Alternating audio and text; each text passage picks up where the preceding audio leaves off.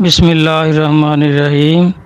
میرے بھائی مولوی صاحب، آپ فرما رہے ہیں کہ علماء جو ہیں یہ نبیوں کے علم کے وارث ہیں۔ پہلی بات تو یہ ہے کہ وراثت جو ہے یہ پڑھنے سے نہیں آتی، وراثت جو ہے وہ منتقل ہوتی ہے۔ تو جس طرح نبیوں کو علم عطا ہوا ہے، اس طرح جن علماء کو علم عطا ہوگا وہ نبیوں کے علم کے وارث ہوں گے، تو وہ اولیاء کرام ہیں۔ جس طرح قرآن پاک میں موسیٰ علیہ السلام اور خضر علیہ السلام کی ملاقات جو ہے، اس میں دیکھیں خضر علیہ السلام فرما رہے ہیں کہ میں وہ کرتا ہوں جو اللہ تعالیٰ مجھے الہام کرتے ہیں، اپنی مرضی سے میں کچھ نہیں کہتا۔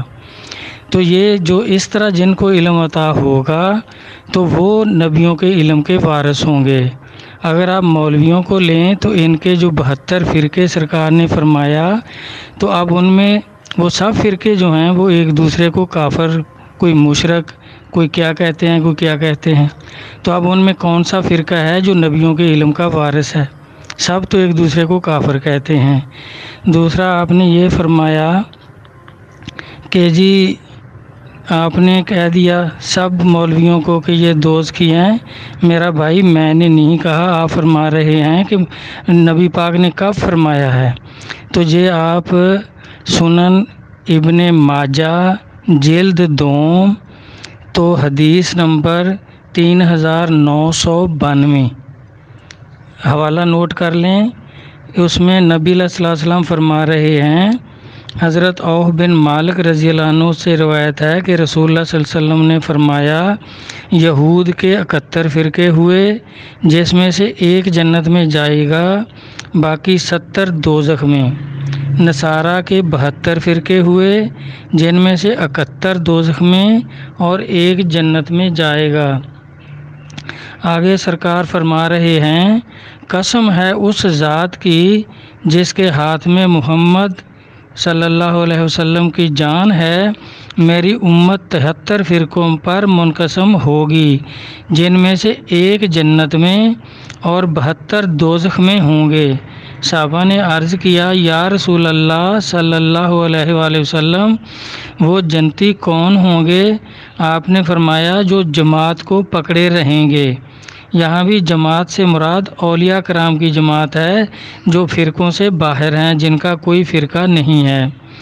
آگے آپ نے فرمایا، یہ حدیث نمبر 3993 میں حضرت انس بن مالک رضی اللہ عنہ کا بیان ہے کہ رسول اللہ صلی اللہ علیہ وآلہ وسلم نے فرمایا کہ بنی اسرائیل 71 فرقوں میں بانٹ گئے اور میری امت 72 فرقوں میں بانٹ جائے گی، سوائے ایک کے سب دوزخی ہوں گے اور وہ جماعت سے وابستہ رہنے والے ہیں۔ آگے فرمایا 3993 پہلے ہو گئی، اب یہ ہے 94۔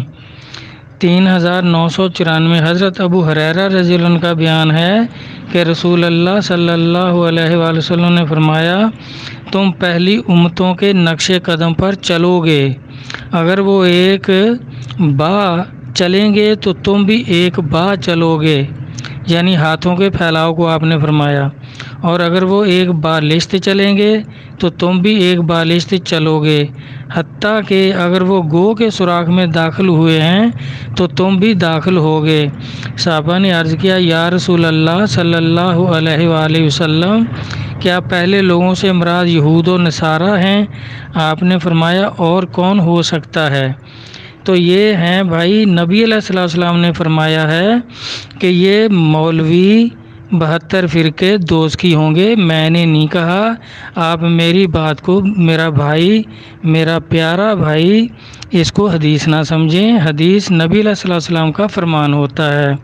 دوسرا آپ کا پہلے ایک آپ نے کیا ہے کہ بھئی کہاں کس نے حوالہ دیں کہ نبی پاک کے ہاتھ چومے ہیں، تو وہ بچے نے حوالہ دیا تھا، تو اس کے بارے میں وہ حدیث عرض کر رہا ہوں۔ مصافحہ معانقہ باب مشکات شریف جلد 2۔ ذرار رضی اللہ عنہ سے روایت ہے، اور وہ عبد القیس کے وفد میں شامل تھے۔ کہا جس وقت ہم مدینہ آئے اپنی سواریوں سے جلدی کرتے تھے، ہم نے رسول اللہ صلی اللہ علیہ وآلہ وسلم کے ہاتھوں اور پاؤں کو بوسہ دیا۔ تو یہ ابو داؤد میں بھی یہ روایت ہے، یہ مشکوٰۃ شریف میں موجود ہے، مصافحہ اور معانقہ باب میں۔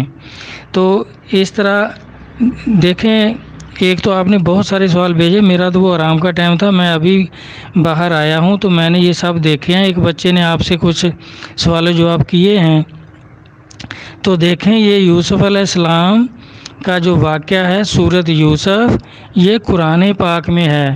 قرآن پاک سارے کا سارا جو ہے وہ امت محمدیہ کے لیے ہے، نہ کہ اس کا کچھ حصہ عیسائیوں کے لیے یا کچھ یہودیوں کے لیے ہے۔ تو اس کا انکار جو ہے میرا بھائی اتنی جلدی انکار میں نہیں کرنی چاہیے، کیونکہ آپ نے فرمایا صحابہ نے ہاتھ تک نہیں چوما، تو میں نے وہ حدیث آپ کو عرض کر دی۔ باقی ریاحین آپ کو اگر ایک تو مجھے لگتا ہے کہ آپ میرا بھائی جو ہے یہ مطالعہ کم کرتا ہے، ایسے عقلی دلیلوں سے آپ بات فرما رہے ہیں، تو اس میں میری جو 3-4 آپ کو بھیج دیں گے جو میں نے بیان کیے ہوئے ہیں سیدہ تعظیم کے بارے میں، تو ان کے بارے میں آپ ٹھنڈے دل سے اگر دیکھیں گے سوچیں گے تو پھر آپ کو ساری سمجھ آئے گی۔ اس میں حوالے میں نے سب دیے ہوئے ہیں، اگر کسی حوالے کی سمجھ نہ آئے تو پھر دوبارہ آپ تکلیف فرما لیں، وہ میں پھر عرض کر دوں گا۔ تو اللہ تبارک تعالیٰ اللہ رسول کے فرمان کو سمجھنے کی توفیق عطا فرمائیں۔ باقی جو اللہ تعالیٰ نے دیکھیں غیر اللہ کا سجدہ جس کو سب حرام حرام کہہ رہے ہیں، تو انہوں نے کوئی آیت نہیں پڑھی کہ کس میں اللہ تعالیٰ نے سجدہ تعظیم کو حرام کہا ہے۔ یہ مولانا نصیر صاحب جو ہیں مولوی صاحب گولڈے والے، وہ بھی اپنی طرف سے ہی کہہ رہے ہیں، کوئی انہوں نے آیت نہیں پڑھی، کوئی حدیث نہیں پڑھی کہ کس میں اللہ تبارک تعالیٰ نے یا رسول اللہ صلی اللہ علیہ وآلہ وسلم نے سجدہ تعظیم کو حرام فرمایا ہے۔ للملائکہ تسجدوا لآدم فسجدوا الا ابلیس، تو ابلیس نے سجدہ نہیں کیا اور سب فرشتوں نے کر دیا۔ اللہ تعالیٰ صاف تو فرما رہے ہیں، اور یہ سجدہ تعظیم آدم علیہ السلام کو تھا۔ آدم اللہ نہیں تھے، اللہ کے نبی تھے، تو غیر اللہ کو سجدہ تعظیم جس نے نہیں کیا اس کو اللہ تعالیٰ نے لعنتی کر دیا۔ یہ ابلیس ہوا ہی اس وجہ سے ہے، ورنہ یہ تو فرشتوں کا سردار تھا، معلم ملکوت تھا۔ فرشتوں نے سجدہ کر دیا غیر اللہ کو، آدم علیہ السلام کو سجدہ تعظیم، تو وہ علیہ السلام ہو گئے، یہ ان کی سرداری سے ملعون ہو گیا، لعنتی ہو گیا۔ اور اللہ فرماتے ہیں صراط الذین انعمت علیہم، کہ میرے جو انعام والے بندے ہیں ان کے راستے پہ چلو۔ تو انعام والے بندے خود اللہ نے فرمایا قرآن پاک میں موجود ہے، نبیین و صدیقین و شہداء و صالحین و حسن اولئک رفیقا۔ تو میرا بھائی اس میں دیکھیں، نبی کسی نبی کا آپ فرمان سنا دیں جس نے سجدہ تعظیم کا انکار کیا ہو۔ اب یوسف علیہ السلام کو یعقوب علیہ السلام نبی ہیں، وہ سجدہ کر رہے ہیں سجدہ تعظیم، ان کی اہلیہ بھی کر رہی ہیں، ان کے بیٹے بھی کر رہے ہیں۔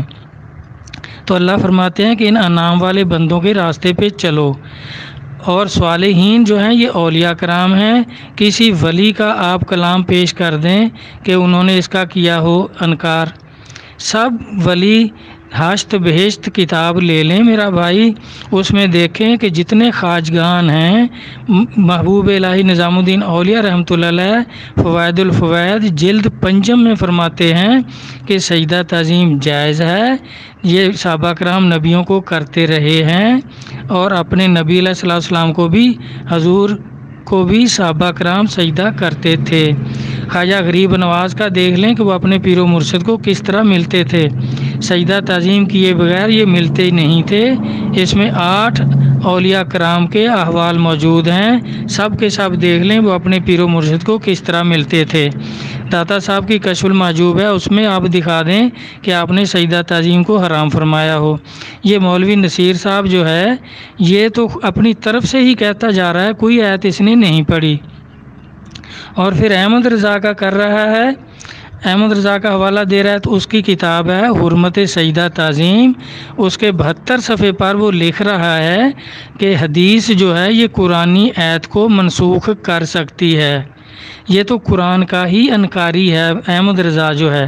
اب مولوی جو ہیں سارے کے سارے آپ نے کہا، آپ نے کہہ دیے دوست کی، میں نے نہیں کہا، میں نے وہ حدیث کے حوالے بتا دیے کہ نبی پاک نے فرمایا کہ یہ سارے دوست کی ہیں 72 فرقے، اور اولیاء کرام کی جماعت جو ہے وہ جنتی ہیں۔